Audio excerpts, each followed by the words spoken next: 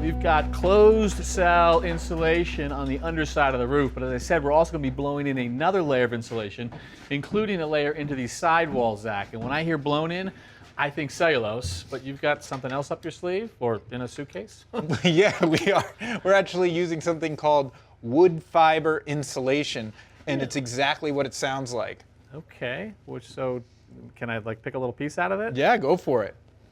Yeah, so that's just wood fibers treated with borate, which makes it resistant to fire and mold and mildew. And where does the wood come from? Like, what are we talking about? So this is a post-manufacturing product. You know, a tree is round, right? But they cut this dimensional lumber out of it. There's a lot of excess, and that excess gets made into this. Well, that's interesting. So cellulose insulation is sort of, you know, paper ground up and turned into insulation. Now we've just got the straight wood turned into insulation. And in terms of performance, what is this getting in terms of R value per inch? This is going to be 3.8 per inch, which is comparable to cellulose. Okay. And when I see wood in the wall, I'm thinking like, okay, what happens when it burns or not burns? And what happens when it gets wet? So when it gets wet, it's going to dissipate that moisture over the whole area of the stud cavity better than a lot of other insulations. Mm-hmm. Obviously, if you had a rainstorm and a tree fell and a lot of water got into this, you would have to replace this insulation just like you would with any other insulation. Gotcha. And if you're offering to prove that it's, you know, not going to burn on us, I'll take you up on that one for sure. Let's do it. All right. Ooh, look out.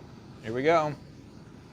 All right, wait a second. So it's immediately turning the charred black. It chars, but you'll notice there's no spread of the flame, so I could hold that flame there forever, and it's not going to travel. And especially, remember, when this is in the stud cavity, there's no oxygen that can get in there.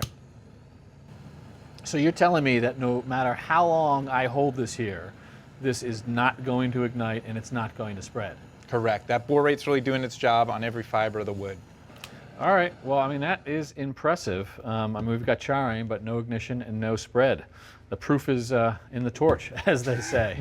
So help me out with, let's start with cost.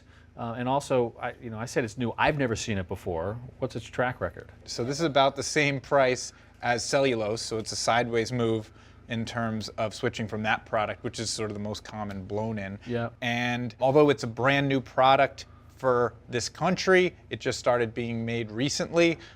This has a long track record in Europe, so I'm pretty confident that there's not going to be any issues with it. Okay, that sounds pretty good to me. All right, so let's talk about blown in, because I know you really like the process, and why is that? I do. Let's look at this wall, and maybe I can tell you why.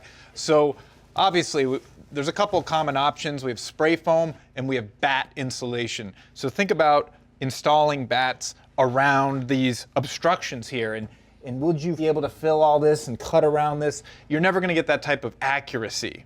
So then spray foam's a great option for a retrofit like this because it'll fill all the crevices, but it'll actually fill in these crevices down here, and that'll push our WRB, that membrane on the outside of the house, out and create issues for the siding team. I've heard you talk about this idea before, that you're worried about installation, right? If it's hard to do, it's probably not going to be done right, in which case you're going to have a diminished performance, and so you really like the fact that something like this takes that out of the equation. Exactly. You want to make it easy on the people working at the job, make it easy for them to do the right thing every time. Yeah. Okay. And are we ready to install somewhere? Yeah, over here we've got a wall that's ready to go.